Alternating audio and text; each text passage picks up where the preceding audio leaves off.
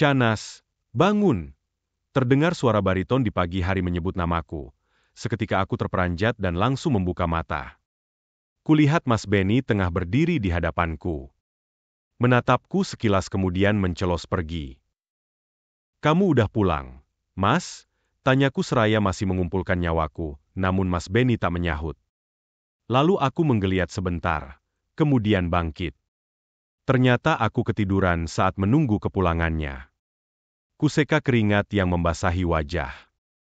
Anehnya sudut mataku basah layaknya habis menangis sungguhan. Entah kenapa mimpiku terasa seperti nyata. Bahkan tampak jelas dan mendetail.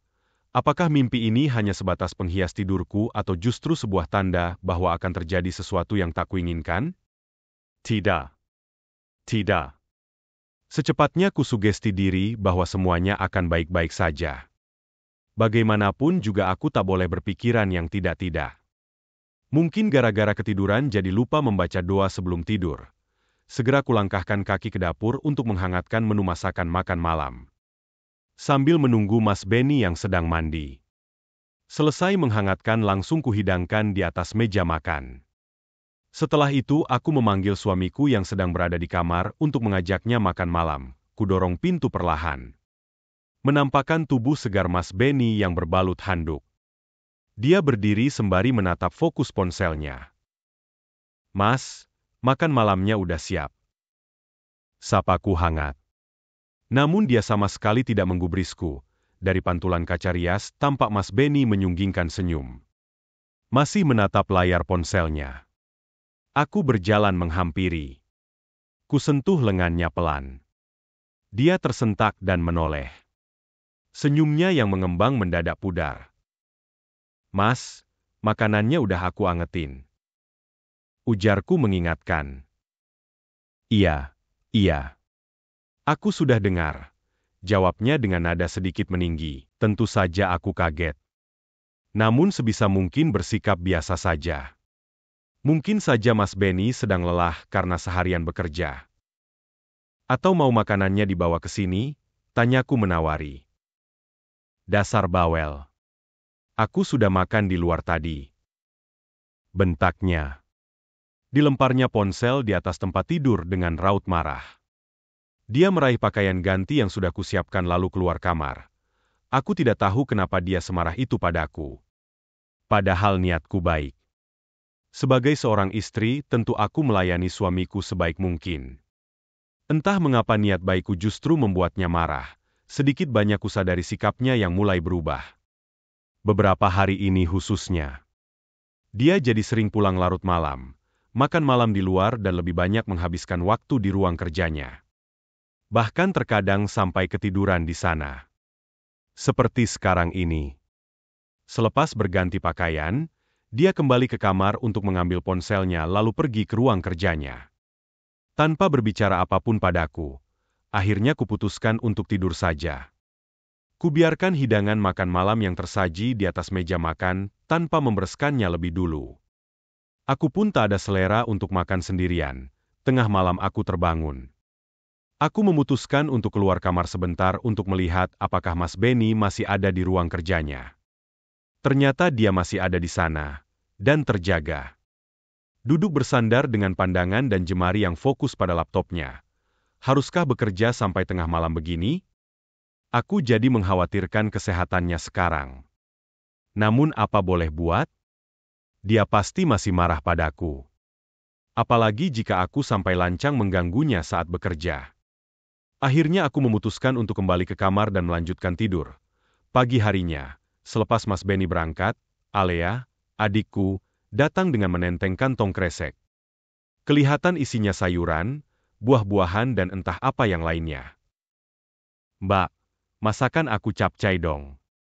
Sekalian buatkan salad buah seperti waktu itu, pinta gadis itu sambil meletakkan kantong belanjaan. C'est les pailletou, diamant gambil, gelada mangisigna dangan terminum. Lalu diteguknya hingga habis tak bersisa. Karena penasaran apa saja belanjaannya, kubuka kantong kresek yang tergeletak di atas meja. Tumben kamu belanja banyak begini? Apalagi ini akhir bulan. Dapat uang dari mana? Jangan-jangan kamu minta kiriman bapak lagi, selidikku penasaran.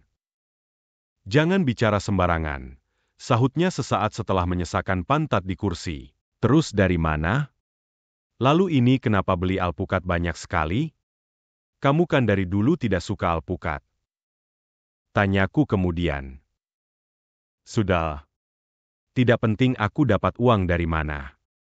Oh iya, itu alpukat aku beli untuk Mas Benny. Dia kan paling suka buah alpukat. Jawabnya santai. Aku menoleh lalu menatap Alea curiga. Bagaimana dia bisa tahu buah kesukaan suamiku? Sementara aku yang istrinya saja tidak tahu akan hal itu. Yang aku tahu Mas Benny suka semua jenis buah selain durian. Tahu dari mana kamu kalau suamiku menyukai buah alpukat? Tanyaku lalu terdiam menunggu jawaban. Mbak Shanas tidak tahu? Mas Benny itu sangat menyukai alpukat. Apalagi kalau diolah menjadi alpukat kocok. Bisa ketagihan dia. Jawabnya dengan nada jumawa. Aku masih terdiam menatap Alea. Ucapannya terdengar seolah-olah dia tahu banyak hal-hal kecil mengenai suamiku. Seperti sudah mengenalnya sejak lama. Aku yang jadi istrinya selama 5 bulan saja tidak setahu itu. Mbak Shanas tahu? Mas Benny itu dulu tak suka salad buah. Lalu berkat aku paksa mencicipi salad buah buatanku, akhirnya dia jadi suka, sambung Alea. Dia berbicara santai sambil memainkan ponselnya. Sejak tadi aku tercengang mendengar ucapan adikku. Membuat rasa curigaku semakin bertambah. Sepertinya kamu tahu banyak tentang Mas Benny ya, sahutku dengan perasaan tidak enak. Menurutku hal itu aneh dan tidak wajar. Alea menoleh menatapku. Mungkin dia menyadari ucapannya sekarang. Ah, bukan begitu maksudku, Mbak. Aku hanya bercanda tadi. Dia tertawa canggung setelah itu. Gestur tubuhnya pun tampak tidak nyaman. Tenang saja. Aku juga tak serius dengan perkataanku barusan. Jawabku canggung. Tak ada pembicaraan lagi antara aku dan Alea setelah itu. Dia duduk diam dengan ponselnya, sedangkan aku berjibaku dengan peralatan dapur demi membuatkan capcay dan salad buah untuknya. Saat aku tengah memotong buah-buahan, tiba-tiba saja Alea beranjak dari kursi dengan tergesa. Setengah berlari menuju toilet. Alea, kamu kenapa? Tanyaku panik. Aktivitasku segera kuhentikan. Lalu berjalan menyusul Alea yang kedengarannya sedang muntah, dan benar saja. Kulihat Alea sedang muntah-muntah di kamar mandi. Kurut tengkuknya agar mualnya segera mereda. Kamu kenapa? Salah makankah? Tanyaku panik. Alea terdiam sejenak dan menjawab. Tidak apa-apa, Mbak. Mungkin aku hanya masuk angin biasa. Kemudian aku kembali ke dapur setelah memastikan Alea baik-baik saja.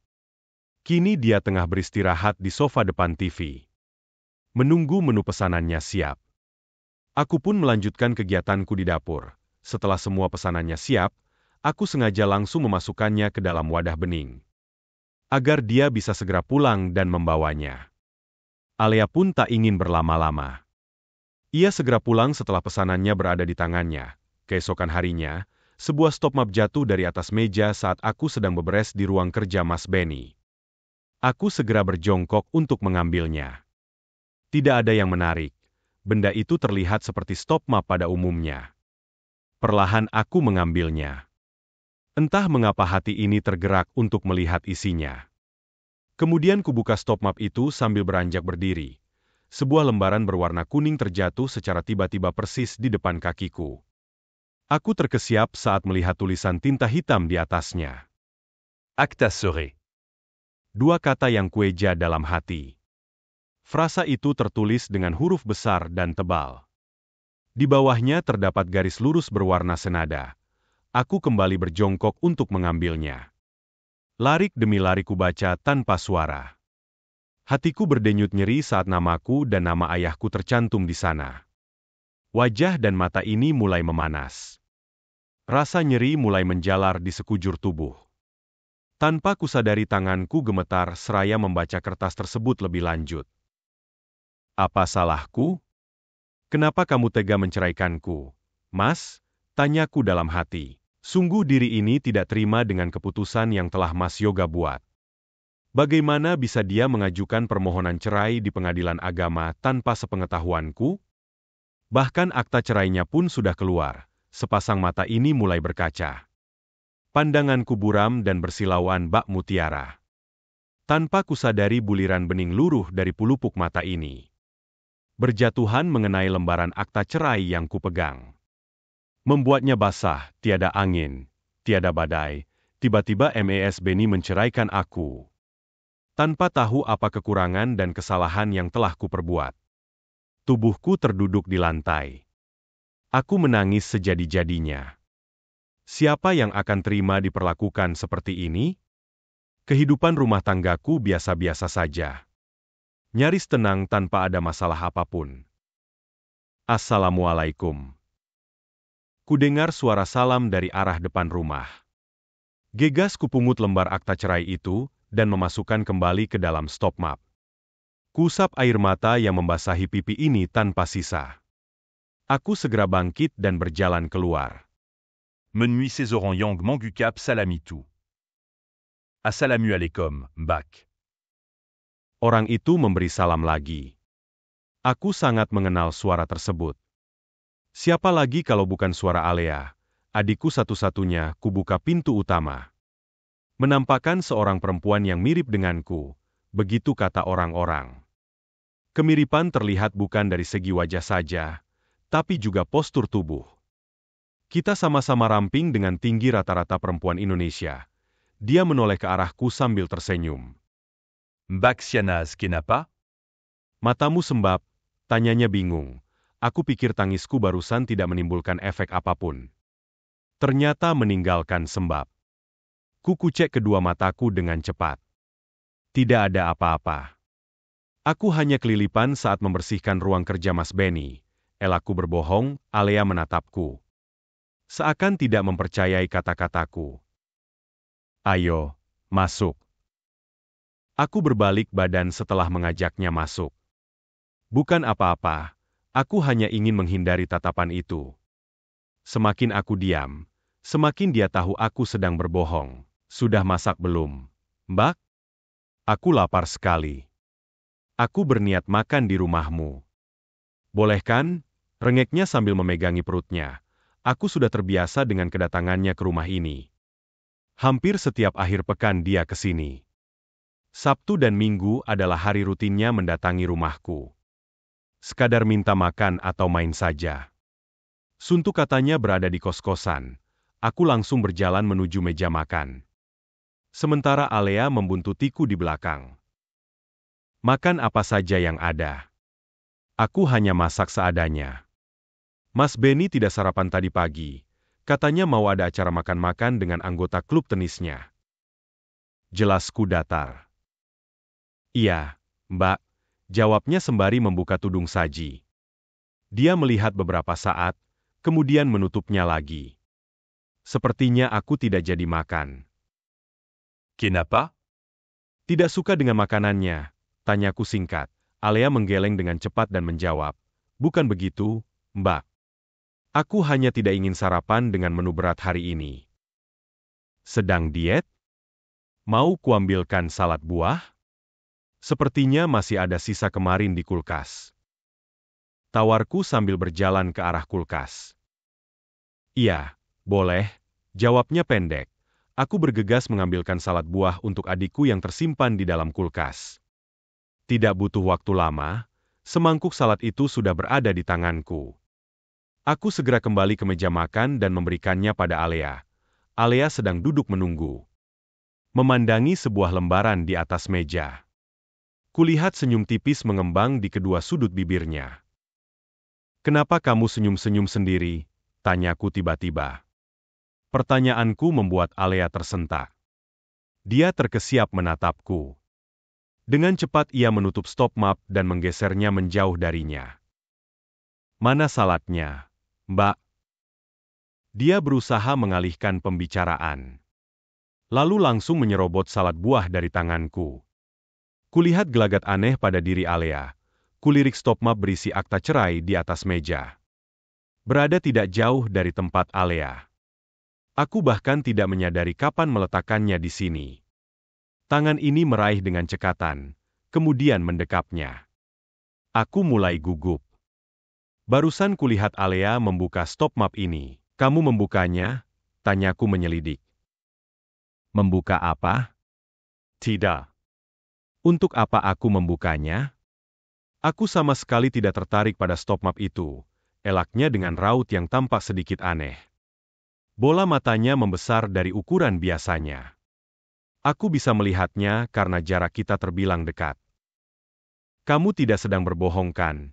Cecarku. Serius. Aku tidak berbohong.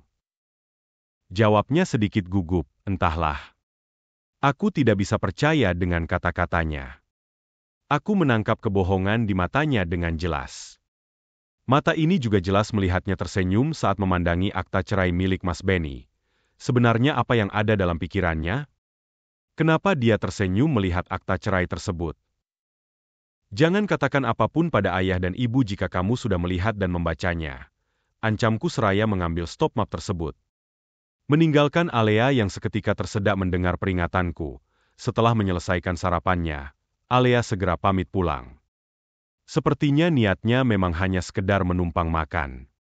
Yah tidak masalah sebenarnya. Toh dia kan adikku. Tapi entah kenapa perasaanku semakin berkemelut selepas dia pergi. Hari demi hari berlalu. Sikap Mas Benny Kian d'Ingen. Bahkan untuk sekedar mengobrol berdua di meja makan pun sudah jarang kami lakukan.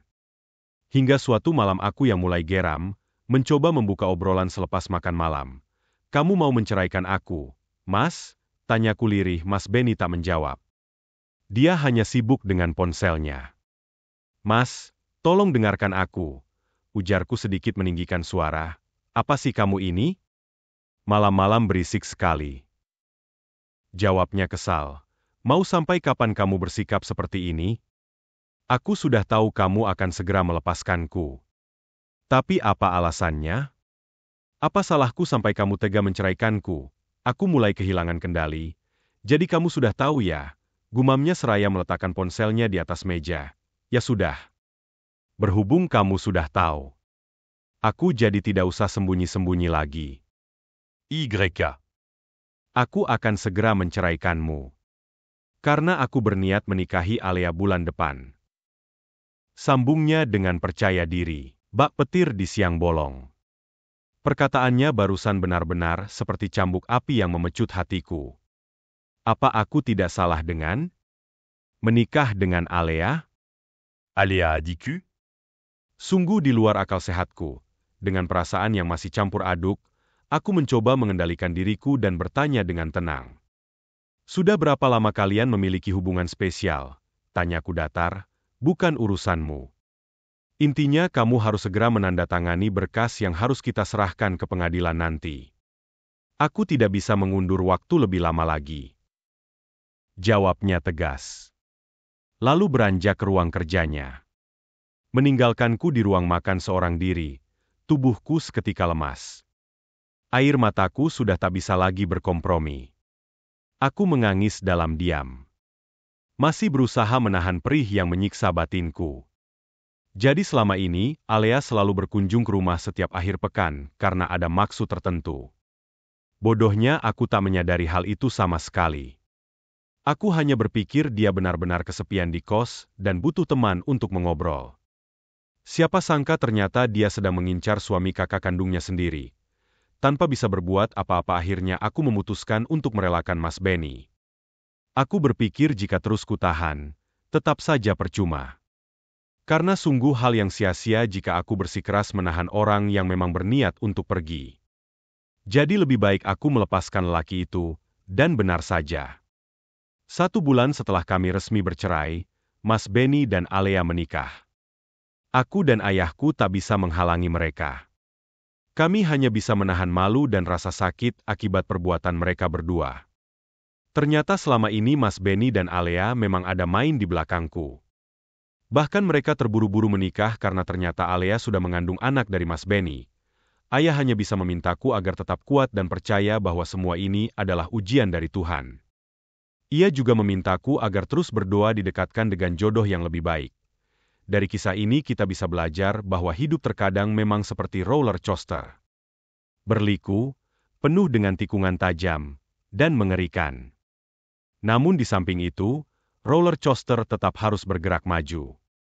Sama halnya dengan kehidupan. Bagaimana menurut kalian? Tulis pendapat kalian di kolom komentar ya.